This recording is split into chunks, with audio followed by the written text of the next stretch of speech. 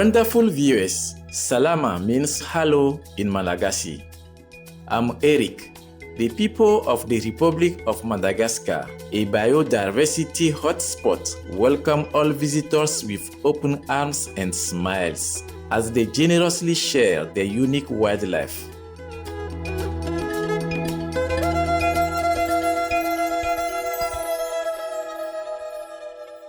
Welcome to our show, Going Meatless with Kristie Middleton, vegan, transforming the way you eat and live, part 1 of 4. Kristie Middleton is the Vice President of Business Development at Rebellyous Foods and former Senior Food Policy Director for the Shining World Benevolence Award recipient, Humane Society of the United States. She is the author of Meatless, Transform the Way You Eat and Live, one meal at a time.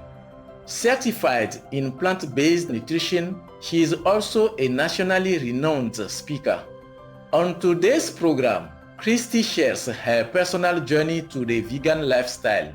So I grew up in rural Virginia, and I grew up with lots of animals in my family. We had cats and dogs, goldfish, hamsters, and lots of other animals. And so I always loved animals as a little girl. And one day I was cooking scrambled eggs, and my older sister said to me, "You know what those are, right? Dead baby birds." And I didn't know if she was messing with me or if she was being serious, but I knew one thing for sure. And as somebody who loved animals, I didn't want to eat any dead baby birds. So I stopped eating eggs, but it wasn't until I was in college that I became vegetarian. A college marketing professor was describing euphemisms, and the example that she gave was meat. And she said that if we called it what it really was, which is the flesh of dead animals, that probably far fewer people would want to eat it. And after that, every time I would sit down to eat, I would think, this is not just a piece of meat, this is a flesh of a dead animal. And so I became vegetarian pretty quickly after that. But it wasn't until I started volunteering with an animal protection organization that I became vegan.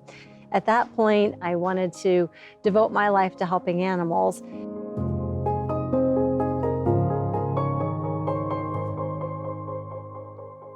When Kristie stopped eating eggs as a young girl, she could never have imagined the horrific torture inflicted on all factory farmed animals.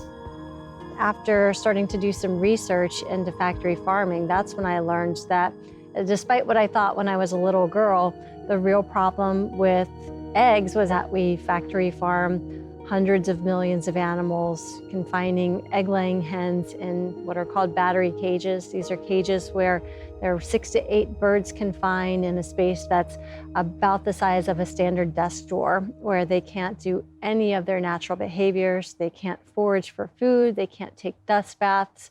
They can't smell fresh air. And after they're no longer producing eggs, they're eventually sent off to slaughter. I didn't know that to produce pork that we can find mother pigs in what are called gestation crates. These are crates that are roughly the size of their own bodies, and they're kept there for their entire pregnancies, where they can only take a step forward or backward. They can't even turn around for the duration of their existence. These are highly intelligent, highly sensitive animals who can learn their names, who can come when they're called, but we confine them to the point of virtual immobilization for their entire lives. When I learned these things, I decided to become vegan and reaffirmed my desire to spend my life working to help animals.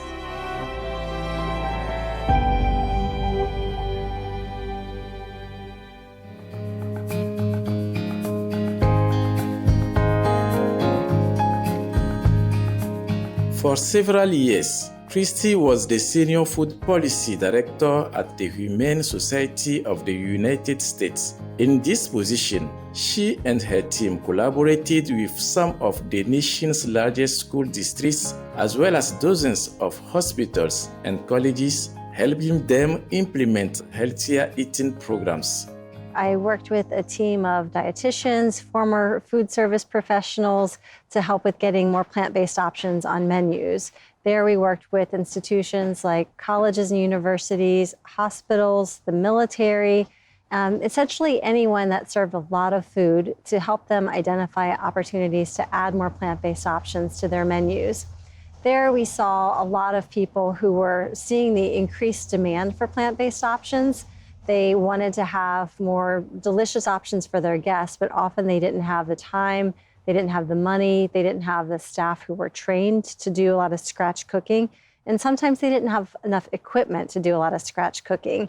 And so we would hear from people routinely that they wanted options that were really easy, that were proximity to the things that were more popular on their menus that were meat-based, like chicken nuggets, chicken sandwiches, chicken tenders.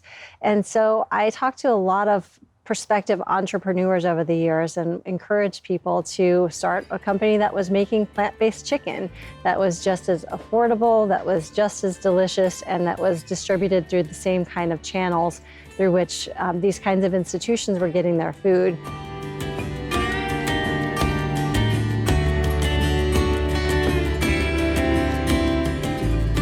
While working at the Humane Society, an entirely different opportunity to save the lives of animals crossed Kristie's path. She was asked to join Rebellyous Foods, a company producing delicious vegan chicken tenders, patties, and nuggets. One of the people who I spoke with was Kristie Middleton, who is the CEO and founder of Rebellyous Foods.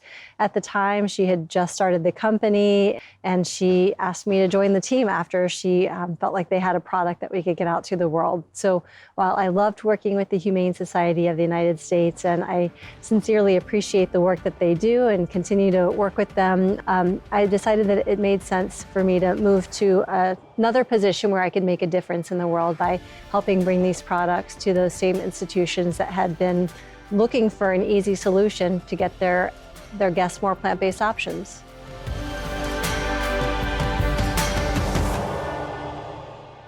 Not only a working professional, Kristie is also the author of Meatless, Transform the Way You Eat and Live, one meal at a time. The book describes how the vegan lifestyle can halt climate change, improve personal health, and protect animals. In addition, it includes many tips and tricks for transitioning to the plant-based diet. The book really came about as a result of hosting lots of events and talking to people who were trying to eat less meat, but really wanted some direction on how to do that.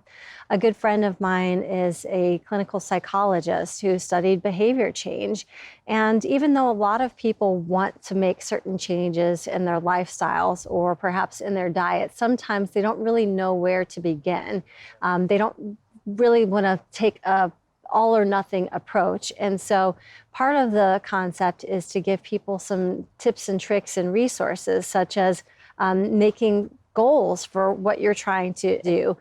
For example, if you want to become vegan, then maybe trying to designate a certain food that you typically enjoy and swapping out a plant-based option for that instead. Say, for example, if you always get a latte for your morning coffee, make your goal to get a soy latte or an almond milk latte instead. So you can just create small little milestones that help you build to whatever it is that you're trying to do. Another thing is to actually articulate your goals. We're 42% more likely to meet our goals if we share that with somebody, whether it's a friend or family, or we even write it down, then we'll be more likely to actually stick with it. So if your goal is to become vegan, then write it down or share it with a friend or family member. And lastly, it's to try to get the support of others. We really are influenced by our community, so we're more likely to be successful if we get our friends and family to join us along on the journey. So my recommendation is, if you're trying to go plant-based or eat less meat, to get a friend or family member to join you on the journey.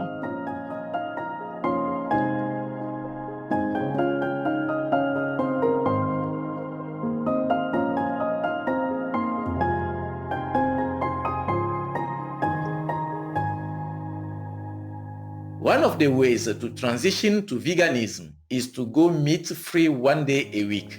Although it sounds insignificant, Kristie pointed out that even this step will have an enormous impact.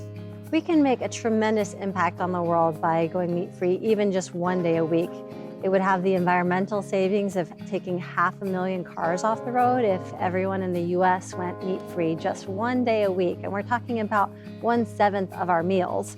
If we ate meat-free just one day a week, we would spare 1.4 billion animals from factory farms. And that's a tremendous amount of suffering that we'd be able to reduce.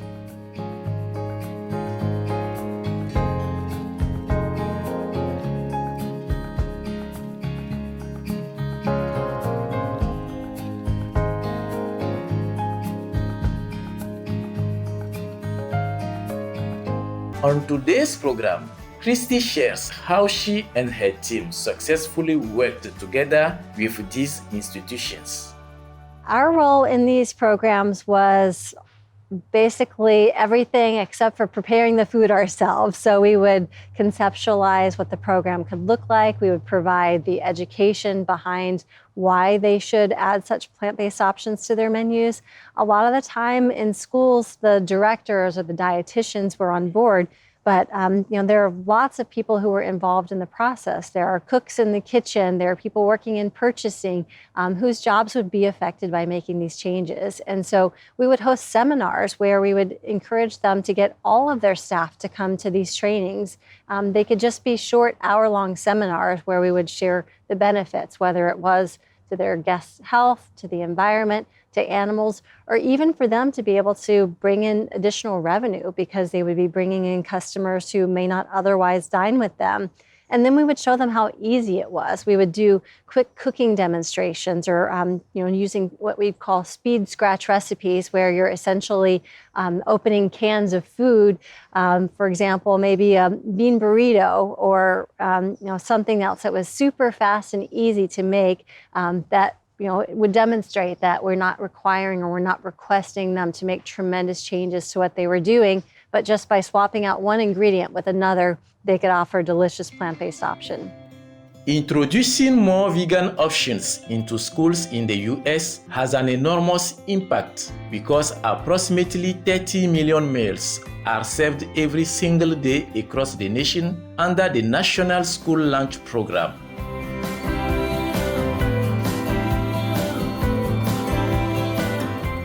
Kristie explains how her team approached this significant undertaking. A lot of school districts and universities operate on what they call cycle menus, where they essentially repeat the same options over the course of a few weeks. And it's infrequent enough that their guests don't really notice, but it's frequent enough that they don't have to do a ton of work. So we would create sample cycle menus showing what they might be able to put on their menus to integrate a Meatless Monday or other plant-based options. Or we hired registered dietitians who could develop recipes that would seamlessly use existing ingredients in their kitchens to make some of their meat options plant-based and make them just as delicious, and their guests wouldn't even know or care that they happen to be plant-based.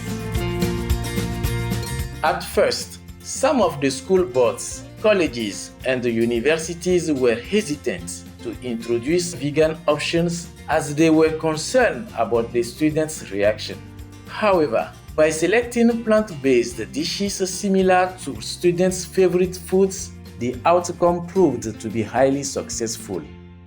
Surprisingly, the students really didn't notice a lot of the time when there was a difference because the schools were adding options to their menus like bean and rice burritos, things that were really familiar favorite foods, or they might do a stir fry with noodles and vegetables. So these were familiar foods that students loved already, but they just happened to be plant-based. However, when schools did add new menu items, a lot of the time they would do taste testings with students, and almost universally, they really enjoyed the foods that they were eating. And, I heard from a lot of nutrition service directors over the years who said that a lot of the time we don't give students the benefit of the doubt. We assume that they're not going to eat certain things because we think, well, kids are picky eaters. but they're so easy to influence that when you do think, well, they're going to like this, and you have positive things to say about it, and they hear from their fellow students that they enjoy it, then they really can be adventurous. A lot of the time, the kids are willing to try out new foods. You just have to give them the opportunity to say, yes, I did like this, no, I didn't like this, and then add the things that are universally popular.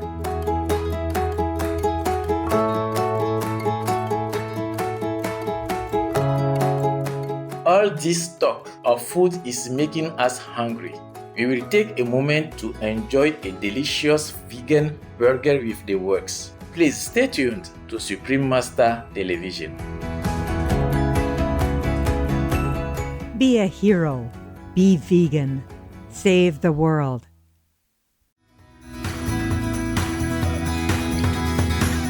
Elegant viewers, welcome back to our program. Dozens of cities in the US, including San Francisco, Los Angeles, New York City, and Washington, D.C., are encouraging the plant-based lifestyle through resolutions for Meatless Monday. The drive to get Meatless Monday resolutions passed across the country was spearheaded from an array of different organizations and even individuals. Most cities, if you work with your city council or you reach out to even the mayor sometimes, if you have a well thought out plan and you provide them with the basis of information that they need, you can offer these resolutions. And they're a good way to get the word out to citizens that the city is in support of an initiative that's better for their public's health, that's better for the environment, and even better for business. One of the recommendations in a lot of the resolutions is that restaurants serve more plant-based options on Mondays. Mondays are historically slow days in the restaurant industry because people go out on the weekends and they decide that either they're going to eat leftovers on Mondays or they're going to stay home and cook. But Meatless Monday is a great business incentivization. And so a lot of the resolutions encouraged restaurants to offer specials or meat-free options on Mondays.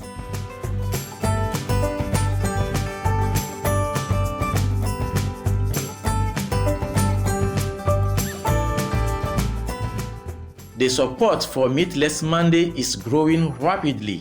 Many other countries around the globe are joining the campaign. Meatless Monday is now in over 30 countries around the world, so it could be called something a little bit different. There are countries that are calling it Green Monday, for example, in Hong Kong, where meatless didn't necessarily make sense as a literal translation. They decided to call it Green Monday because there was such a big environmental movement, and that's become a very big phenomenon in Hong Kong. In other parts of the world, I've met organizers from South Africa to Israel and Jamaica, as well as France. All of these people around the world who are trying to encourage people to eat meat-free just one day a week. Kristie believes that Meatless Monday provides a good stepping stone and helps people shift towards the compassionate, noble vegan lifestyle. I personally am meatless every day. I'm totally vegan, and I would love to see everyone do that. At the same time, I recognize that not everybody is ready to go totally meatless every day, and so I want to encourage and applaud the steps that people take to eat less meat, whether it's just one day a week or every day. Kristie believes that the media plays an essential role in expanding veganism. In fact, the success of Meatless Monday is largely due to media support. It's incredibly important to get support from the media to get information out to the world about the success of these programs. The popularity of programs like Meatless Monday really have taken off because of the positive media portrayal, because media outlets, newspapers, television networks have been featuring guests to do cooking demonstrations or have just been talking about the growth in popularity. And so it's moved really from the fringes to the mainstream because increasingly mainstream and even niche media have been reporting on the popularity of programs like Meatless Monday. Supreme Master Ching Hai frequently speaks about the essential role of the media in promoting the noble, compassionate, health-saving vegan lifestyle, especially during this critical time for our planet. The media has a very important role in our society. Everybody knows that. The printed words are very powerful. So the media is a useful tool to awaken one another at this crucial time, a time when our planet and the lives on it are in danger. That's why I'm so glad to see many television and radio channels starting to broadcast about the urgent situation of our planet and even the solution of the vegan diet, which is the switch, that we have to make. Very small change. A piece of meat out, vegan protein in. That's it, just a small change. Everyone can afford. And it's cheaper, healthier. So the media helps a lot to point people in the direction of the solution. In fact, the most urgent role of the media right now is to become vegan themselves, compassionate, noble, and doing good deeds, and to inform people of this urgent action. There should be an example, the media.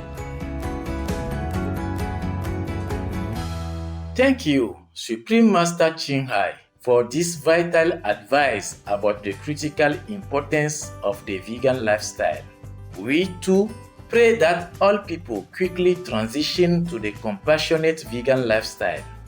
Our gratitude and sincere appreciation goes out to Kristie Middleton for your positive, uplifting, and dedicated work in promoting the meatless lifestyle, and we wish you continued success. For more information about Kristie Middleton, please visit kristiemiddleton.com.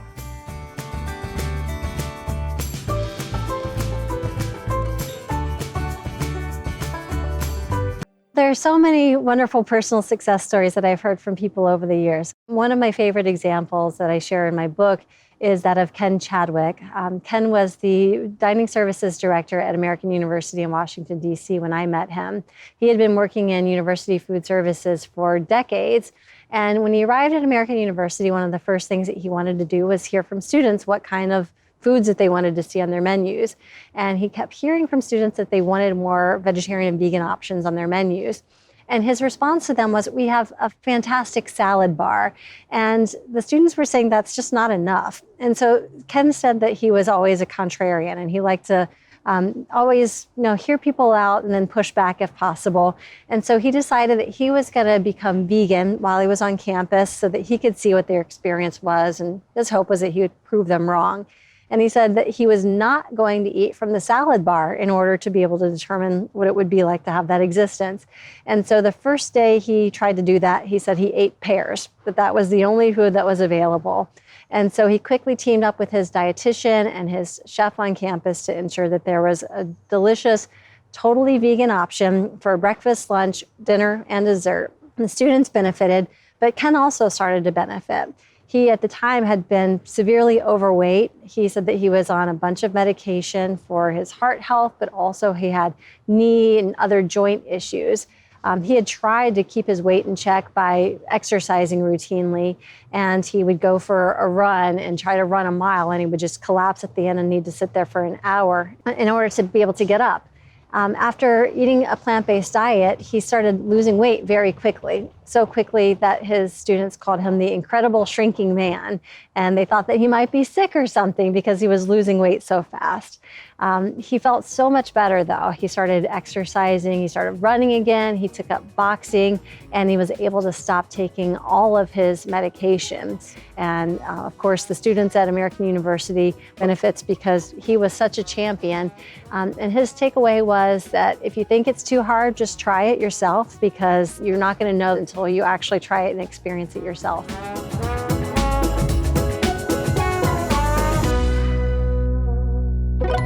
Kristie also explains that, in addition to improving our health, the vegan lifestyle protects the environment in a massive way as well.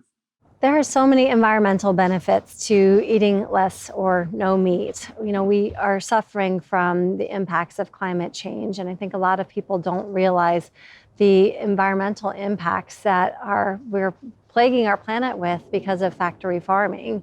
If we went meat-free even just one day a week, we'd be like taking 500,000 cars off of U.S. roads. That's the carbon savings that we would experience. It's also incredibly resource intensive to produce meat. So it requires lots of land, water, and other natural resources just to produce meat. We'll take a moment to thank heaven for the kind-hearted dining service personnel who provide delicious, nutritious vegan dishes for the good of their guests and our planet. Please stay tuned to Supreme Master Television. Vegan Heaven Beckons.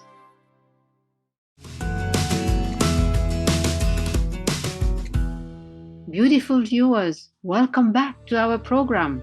A recent report from the Sentience Institute states that in the USA, 99% of all meat, dairy, and eggs comes from factory farms. Kristie says that factory farms cause immense environmental damage as well as suffering for the people living near these facilities. In my book, I share the story of one community that suffered the impacts of a local egg farm. This is a woman who, her name is Lita Galiciano, and she and her husband had moved to the Central Valley of California.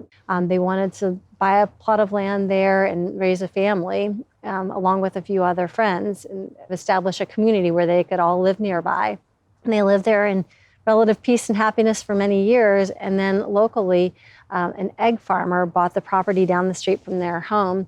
And this was not just any old egg farmer, it was an egg factory farm where they had hundreds of thousands of egg-laying hens confined in cages. Of course, it was terrible for the animals, but also Lita and her neighbors suffered the environmental impacts of that, because the typical way that this egg factory farm would dispose of their waste was by putting it into what were called manure lagoons. And this is pretty consistent with what happens in factory farming overall.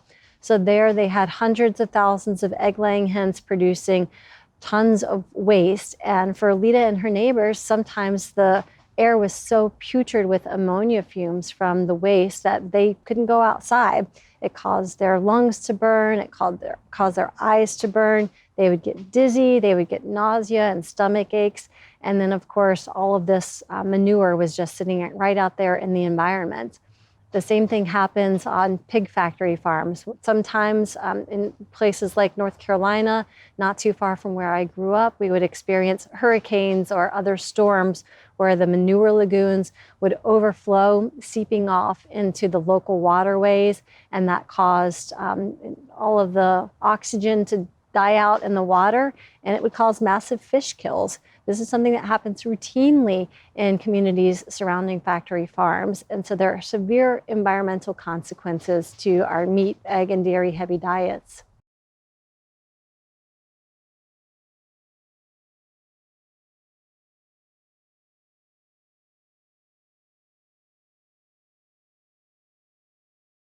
In addition to immense environmental damage, factory farms also cause untold suffering for the billions of helpless animals raised there.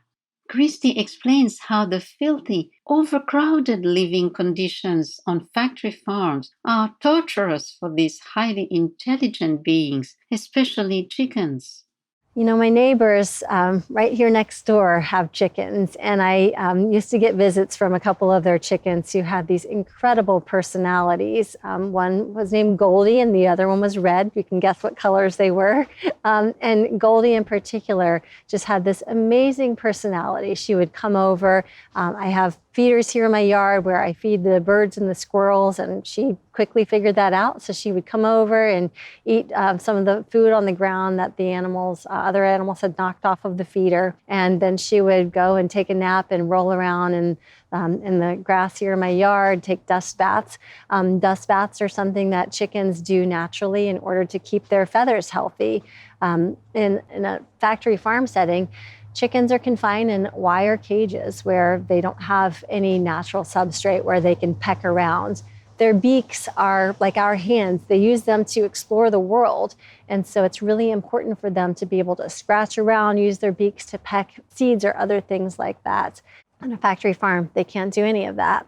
Chickens also really need to lay their eggs in a private nesting area. So it causes immense frustration, and there are lab studies that have shown that chickens who are deprived of the ability to lay their egg in a private nesting area versus being deprived of food would actually go into the private nesting area to lay their eggs rather than even eating. That's how important it is. And in these factory farms, they're unable to lay their eggs in a private nesting area. They can't take dust baths. They can't even extend their wings without touching another bird or the inside of the cage. And I think a lot of people don't realize that chickens are very intelligent, very sensitive animals, and they would be horrified if they knew the way that these animals are raised in order to produce their food.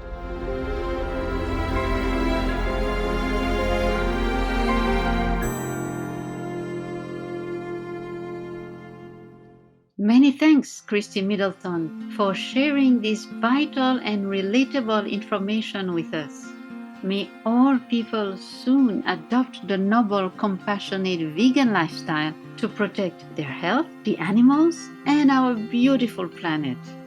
For more information about Kristie Middleton, please visit kristiemiddleton.com. I think that we are seeing too many government subsidies that are being given to factory farms. And as a result of that, those foods are artificially less expensive than they should be. So I would love to see policy change around subsidies for factory farms and instead be incentivizing and helping with getting more plant-based foods into our diets. Hopefully we'll be able to see some changes where we're actually encouraging consumption of healthy foods, the foods that we realize that we should be eating as a global society, and our money as taxpayers should be going to that instead.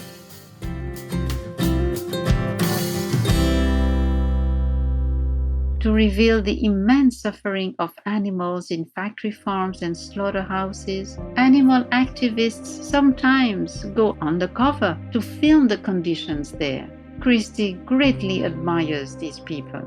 I have so much admiration for the courage of people who go undercover to document the abhorrent living and dying conditions of animals on factory farms.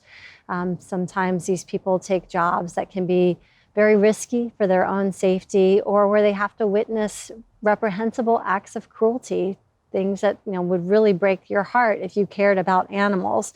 One of my dear friends, Josh Balk, worked on a chicken slaughter plant where he went in undercover and he was taught how to hang chickens up to put them through slaughter. And there he would unload birds from crates where he would then have to hang them up on shackles upside down. They're hung from their legs on shackles, and then they're taken off from that line to have be run through an electrified bath, which was supposed to render the birds unconscious before they were then sent off to slaughter. He's somebody who's done more work than anyone I know to help animals, but he felt like it was really important to go undercover so that he could document the conditions to be able to share with the world the way that these animals are treated. And so there are many people out there like Josh who have gone undercover to be able to share the brutal reality of our slaughterhouses and factory farms in hopes that we will make some reforms.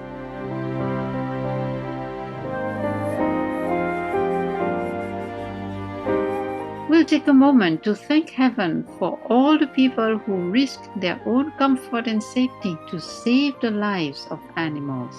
Please stay tuned to Supreme Master Television.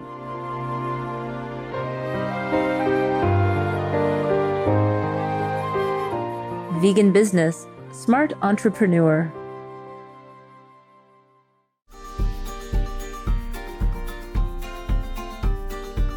Welcome back to our program.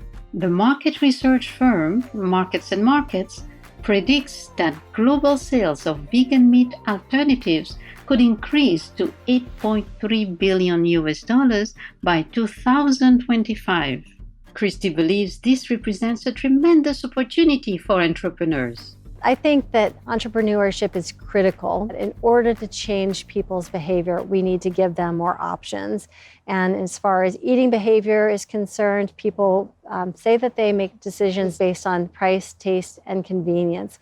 And so it's really critical that we have more entrepreneurs who are creating new products that are able to beat animal-based products on price, that of course taste phenomenal, and that are convenient. So they're easily accessible in the places that they tend to eat. And so we really need to see more entrepreneurs coming into this space to devise more such products. Kristie reports that the demand for plant-based foods, especially for meat alternatives, is growing rapidly, both in the US and globally. We are seeing meat-free eating take on like no other time in history. Right now, we're seeing more than half of people in the United States saying that they want to eat more plant-based foods. So their projected consumption of plant-based alternatives like plant-based meat, eggs, and dairy are up in grocery stores. We're seeing so many more people who are going out and buying these plant-based alternatives to their favorite foods. And I think that's in part to the popularity of products like Beyond and Impossible, but also during COVID, people are getting more adventurous with the way that they want to eat. They're buying more in grocery stores than ever before, and so these products are taking off, and that's only projected to continue. Each year, we're seeing more and more growth in the category, and I expect that that's going to continue as we go along. It's happening globally as well. I follow entrepreneurship, and I see more companies popping up all over the world, whether they're plant-based meat, eggs, or dairy. Of course, we saw Oatly, the plant-based oat drink that's from Sweden, and it's now available in the US and all over. There are companies from China to Brazil and everywhere in between that are getting in on the plant-based movement. And so it's definitely a global phenomenon, and it couldn't be more exciting to see.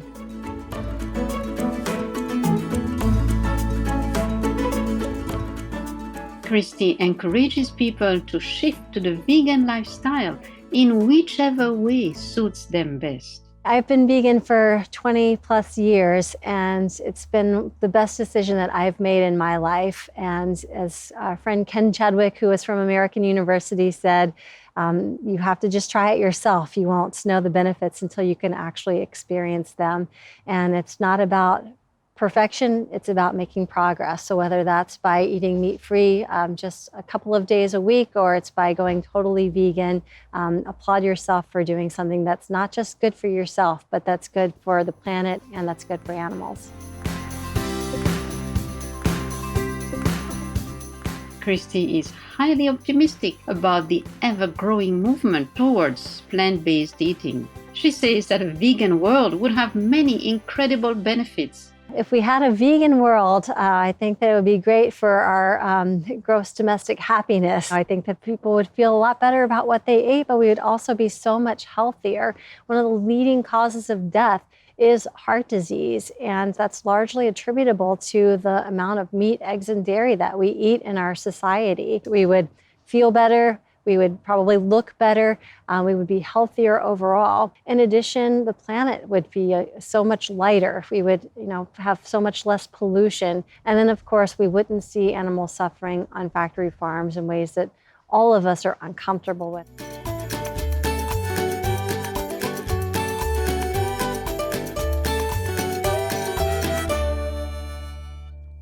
Supreme Master Ching Hai frequently reminds us of the environmental, health, and life-saving benefits of the vegan lifestyle. She also pointed out that in a vegan world, the level of consciousness would automatically rise, creating a heaven-like atmosphere. I promise you, as one so honored to have your trust, that vegan first, then all else will have time to develop, like time and protection. These we will have. We will have more incredible inventions to beautify and upgrade our planet in the future if we all became vegan and save our planet. Because the compassionate energy will generate much more incredible miracles and intelligence than we could imagine.